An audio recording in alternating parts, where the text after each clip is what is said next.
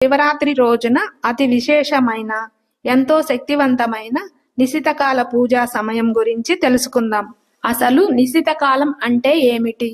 నిశితకాలం అంటే శివుని పూజించి అర్చించడానికి ఎంతో ఉత్కృష్టమైన, శక్తివంతమైన సమయము. ఈ సమయంలోనే శ్రీ మహాదేవుడు భూమి మీద ఆవిర్భవించి స్ఫటికలింగ రూపంగా ఉద్భవించారు. అంటే లింగోద్భవం జరిగిన కాలం.